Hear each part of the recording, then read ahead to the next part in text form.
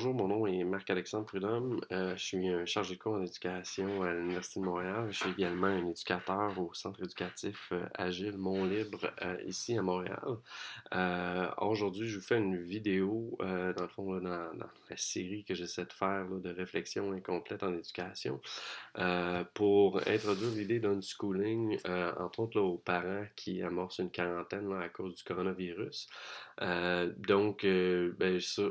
ben, d'une part, ça va être une brève introduction. Donc, tu sais, ce qu'est là une schooling est plus complexe que ce que je vais pouvoir présenter.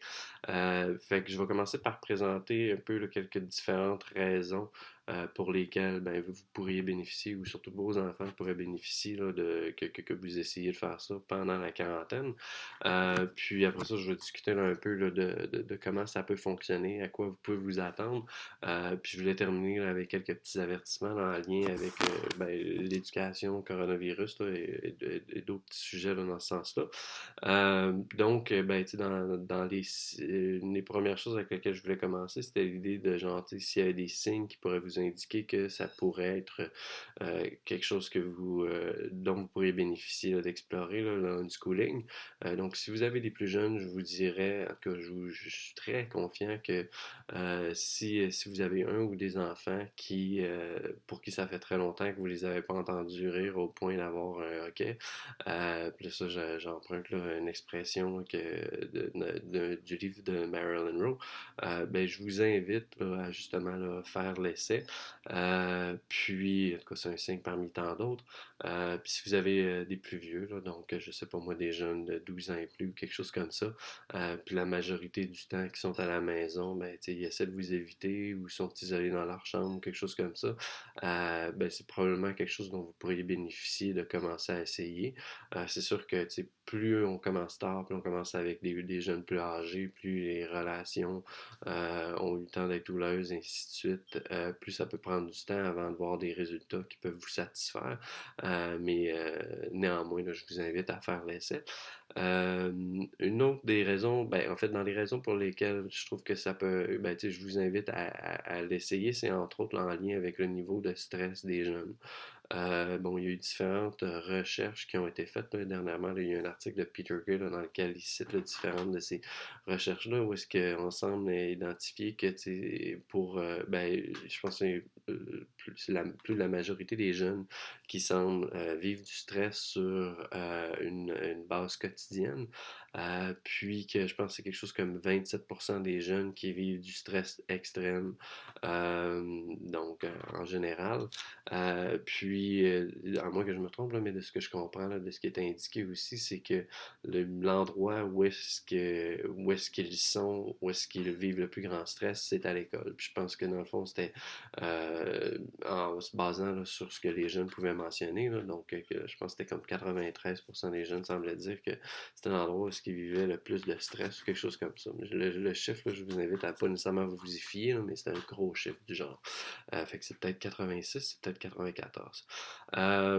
L'autre chose aussi, ben justement, là, une des raisons pour lesquelles, ben, moi, d'une part, ça m'inquiète, c'est que, puis ce genre de chiffre-là, c'est un peu la même chose qu'on voit au Québec. Là, de ce temps-ci, ben, en fait, je viens tout juste de terminer un livre là, qui traite de la dépendance. Donc, ça peut être la dépendance un peu à n'importe quoi. Là. L'auteur, Gabor Maté, là, il traitait surtout la dépendance en lien avec la drogue, mais ça peut être dépendance au magasinage, à de l'alcool, au sexe, au gambling, là, je sais plus c'est quoi en français. Ça peut être à toutes sortes de choses, dont les jeux vidéo, évidemment, aussi là, d'une certaine façon. Bien qu'en tout cas, il y a certaines choses là, quand même à déconstruire. Lui, ce qu'il mentionnait, c'est que était entre autres que bon, un des plus gros facteurs, le plus gros facteur qui pouvait justement amener une personne à ben, devenir dépendant, là, peu importe c'est quoi la drogue. Puis ce qu'il dit aussi, c'est que tu coupes une drogue, mais ça va tomber dans d'autres choses. Cette dépendance-là. Le plus gros facteur, ben, c'était des traumas qui avaient pu être vécus pendant l'enfance. Fait que là, quand on parle de trauma, là, c'est comme genre être battu par ses parents, être violé, des trucs comme ça, peu importe quoi. Fait que ça, c'était le plus gros facteur, mais le deuxième plus gros facteur, c'était le stress vécu par l'enfant, surtout ben, pendant son enfance, mais même au aussi, là, lorsque in utero, en tout cas, bref, pendant que la mère est enceinte. Puis justement, fait que tu sais, dans le fond, si on réfléchit et on fait des liens, ben, tu sais, si l'enfant semble indiquer que le plus gros stress qu'il vit, ben, c'est à l'école, puis que, ben, à long terme, c'est un gros facteur qui peut mener à de la dépendance à différents niveaux. Ben, en tout cas, c'est des raisons auxquelles, ben, en tout cas, je crois beaucoup là, qui peuvent venir justifier l'idée de justement s'essayer vers du unschooling. Bon, à quoi ça peut ressembler, ça, faire du unschooling, entre autres pendant la quarantaine? Moi, ben, je vais vous partager là, certaines caractéristiques ou certaines façons de pouvoir le voir. Une des premières, c'est que, ben, en tout cas, ça c'est tiré là, de Neil, c'est l'idée de ben, chaque décision qui affecte seulement l'enfant, est-ce qu'elle est prise par seulement cet enfant-là? Donc, fait que je vous invite un peu à réfléchir. Est-ce que si ben, tu sais, peu importe là, que ce soit le choix du juge qui mange, peu importe quoi, est-ce que cette décision-là, au bout du compte, décision qui va l'affecter seulement que lui-même, ou entre autres, mettons, à quoi ressemble sa chambre, peu importe quoi, est-ce que cette décision-là est prise par lui ou c'est vous qui la prenez, ou vous venez prendre une partie là, du pouvoir décisionnel dans ces décisions-là? Donc, selon l'approche du unschooling, ces décisions-là qui vont seulement affecter le jeune vont être prises seulement par l'enfant.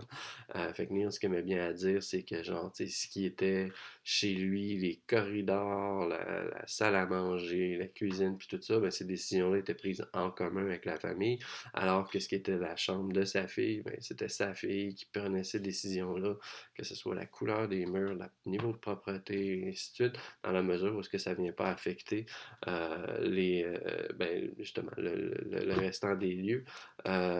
Puis ça peut être, bon, à titre d'exemple, mais l'enfant peut choisir la musique qu'il va écouter dans sa chambre, mais le niveau du son, ben, ça ne sera pas seulement lui qui va prendre cette décision-là lorsque ça finit par affecter le reste des gens dans le domicile, dans l'appartement. Donc ça peut être une première façon de le voir. L'idée, c'est vraiment ben, de laisser son enfant choisir, entre autres, qu'est-ce qu'il fait, à quoi il joue, parce que forcément, ce qui risque de se produire, c'est que l'enfant va jouer énormément. Où il joue, quand est-ce qu'il joue, qu'est-ce qu'il mange. Puis bon, ceux qui sont adeptes là, du unschooling radical, puis moi je commence à l'être de plus en plus, il y a l'idée de laisser l'enfant choisir qu'est-ce qu'il mange, quand est-ce qu'il mange, et de choisir également aussi là, bon, à quelle heure il va se coucher, combien d'heures, à quelle heure il se réveille, et ainsi de suite.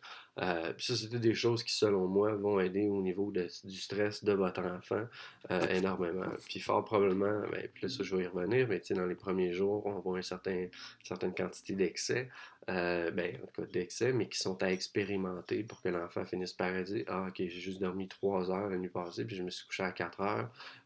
Ben, probablement que demain, il faudrait que je dorme beaucoup plus, puis qu'ils finissent par l'adopter là, comme tel, d'une certaine façon. Puis, fait que c'est ça. Fait que vraiment, laisser l'enfant choisir, mais toujours dans la mesure où est-ce que c'est pour des décisions qui ne vous affectent pas. Puis, bon, fait que là, une des choses que vous pouvez faire, c'est vous dites, bon, ok, ben, je laisse choisir mon enfant, mais je vais m'assurer d'aller lui faire les recommandations, puis l'informer de toutes les conséquences des décisions qu'ils peuvent prendre, puis qu'est-ce que ça implique. Ce que je vous invite, c'est d'éviter de faire ça d'une certaine façon, là. C'est-à-dire que peut-être que justement, euh, ben c'est en fait surtout d'essayer d'éviter l'idée de culpabiliser l'enfant. Puis ça, bon, si vous êtes sur ma chaîne YouTube, j'ai une autre vidéo là, dans laquelle je parle de l'idée de la problématique de culpabiliser l'enfant dans ses choix. Pour toutes sortes de raisons, là, mais c'est un autre facteur qui va rajouter au stress, qui va nuire à votre relation à long terme.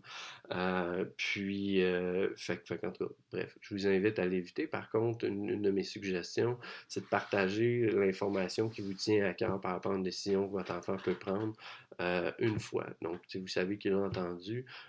Si vous le répétez à chaque jour, tu sais, manger du sucre, c'est pas bon, blablabla, c'est un facteur de stress de plus, de culpabilité. Puis là, ça vient dire aux jeunes, mais tu devrais te sentir mal de ce que tu fais, des décisions que tu prends, tu es peut-être une mauvaise personne. Puis c'est pas nécessairement ça votre intention, mais c'est une interprétation que votre enfant peut faire.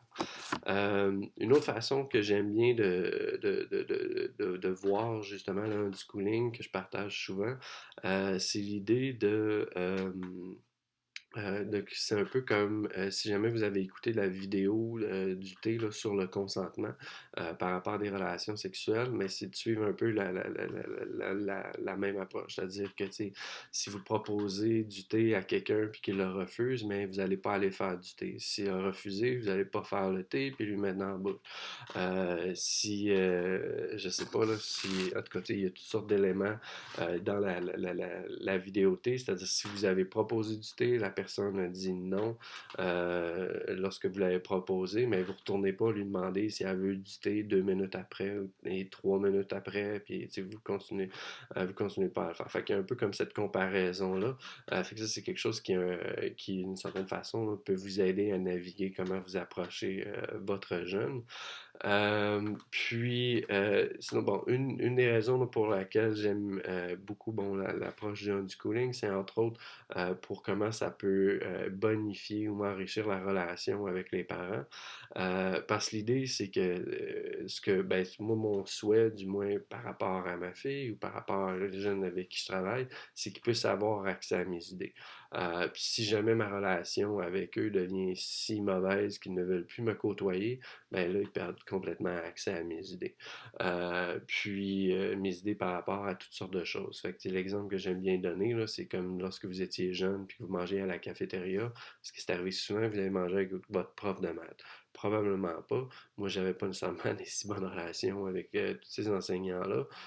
Fait que mon choix était de les éviter, mais il y a toutes sortes de choses qui auraient pu émerger dans des conversations avec eux qui ont rapport à un paquet d'autres choses que les mathématiques qui auraient pu bénéficier de mon éducation. Mais si les ponts sont coupés, ben, cette conversation-là n'a pas nécessairement lieu. Fait que ça peut être vos idées par rapport à, je sais pas moi, la politique, des choix musicaux, peu importe, des valeurs. S'il n'y a pas d'interaction, s'il n'y a pas de contact, parce que justement l'enfant souhaite vous éviter, ben, à long terme, surtout à long terme, ben, votre enfant n'a pas accès à vos idées. Fait qu'est-ce que je voulais. Il me semble qu'il y avait un autre élément que je voulais mentionner, fait que j'ai dit par rapport aux vidéos de thé.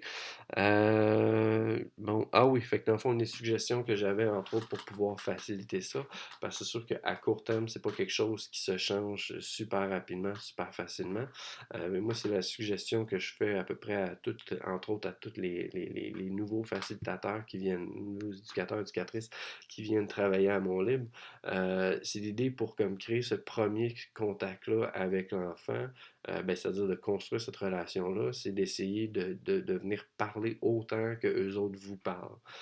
Fait que ça peut être de commencer en disant bonjour, quelque chose comme ça. Si vous voyez que votre enfant est en monosyllabe, ben, je vous invite à laisser faire votre conversation, puis à réessayer le lendemain ou à réessayer, comme je sais pas moi, 6 heures plus tard, avec un comment ça va, toujours en monosyllabe, laisser faire, puis de repasser une autre journée ou un autre moment.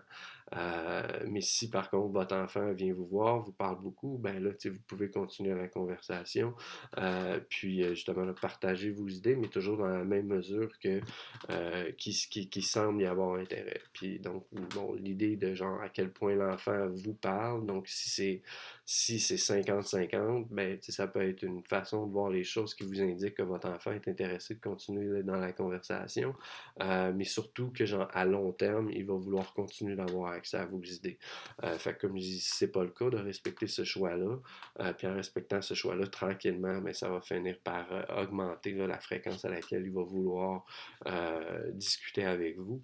Une des autres choses que je voulais mentionner, ben c'est ça, ben, par rapport à qu'est-ce qui risque de pouvoir se produire dans ce processus-là, fort probablement, entre autres pour les plus vieux, ben, si vous voulez laisser choisir qu'est-ce qu'ils veulent faire, mais il risque entre autres là, d'y avoir énormément de jeux vidéo pour plusieurs d'entre eux, puis que ça peut être pour énormément d'heures dans la journée. Puis c'est souvent, nous, c'est ce qu'on voit au centre, surtout les premières fois, ils vont s'investir dans ce qui les intéresse énormément. Pour plusieurs, c'est les jeux vidéo. Des fois, il y en a certains que ça peut être la lecture, le dessin, et ainsi de suite, mais c'est peut-être moins souvent le cas. Il y en a pour qui ça va être les réseaux sociaux. Mais je vous invite à respecter ce choix-là. Par contre, bon, vous avez toujours la possibilité, vous, de venir proposer différentes activités. Puis souvent, ce qui va intéresser le plus votre enfant à faire avec vous, puis qui risque de vous bénéficier davantage à long terme, c'est de commencer par proposer du jeu, puis donc de rester loin de choses académiques. Puis éventuellement, quand vous voyez que la relation est rendue davantage positive, que ça arrive fréquemment, que vous avez des conversations avec votre enfant, et ainsi de suite, là, vous pourrez proposer des trucs qui peuvent être académiques, toujours en respectant le choix de l'enfant. Puis une des choses que vous pouvez faire, c'est entre autres, ben, justement, rendre accessibles ces différentes activités-là ou ces différents objets-là d'une certaine mesure. Là. Si jamais vous venez à mon livre, une des choses que vous allez voir, c'est qu'il y a quand même beaucoup d'objets différents qui traînent sur différentes tables. C'est quand même des tables qui sont largement identifiées. On a une table où on a des bébelles de robotique qui traînent, on a une autre table où c'est des bébelles d'art, on a une autre table où c'est des trucs de menuiserie, de musique, on a une imprimante 3D. Bon, fait qu'il y a des bébelles qui sont là, entre autres, pour pouvoir dire aux jeunes, mais prends-moi, puis fais quelque chose avec moi. Là, c'est sûr que vous êtes prêt à la maison, vous n'avez pas accès à une quantité infinie d'objets que vous pouvez mettre accessibles à leurs yeux, mais il y a quand même la possibilité de faire ça. Puis moi, je commencerais probablement par rendre accessible des jeux de société ou des trucs comme ça. Donc, surtout comme à titre d'exemple, bon, ben, nous, les choses ben, qu'on semble voir beaucoup, c'est que les premières interactions qu'on va avoir avec des jeunes, lorsqu'ils choisissent de justement s'intéresser à autre chose que ce avec quoi ils étaient vraiment motivés, là, entre autres en lien avec les jeux vidéo, mais ça va être commencer à jouer des jeux de société, des jeux de cartes, des trucs comme ça. Là, de ce temps-ci, c'est particulièrement avec les cartes Magic ou le poker. Fait qu'en tout cas, ça peut être des activités à explorer là, avec vos jeunes. Puis parce fort probablement que les premières interactions vont être avec ça. L'autre chose qui est à s'attendre d'une certaine façon, c'est que surtout plus votre jeune, puis ça c'est pas nécessairement votre choix, mais vous allez pouvoir le voir, plus votre jeune a, mettons, différentes émotions qui arrivent, de tristesse accumulée, de frustration accumulée, ou ainsi de suite, plus ça va prendre du temps avant qu'il se détache de l'activité choisie là, pour laquelle il passe 90% de son temps. Puis c'est sûr que plus c'est ce genre, cette approche-là d'unschooling ou d'apprentissage libre ou naturel est commencé, plus tôt c'est commencé, plus l'enfant, moins l'enfant a accumulé ces tristesses-là, ces frustrations-là, donc moins a besoin de quelque chose externe, comme un jeu vidéo, du magasinage, de l'alcool, peu importe quoi, pour pouvoir vivre les émotions qu'il peut avoir à vivre.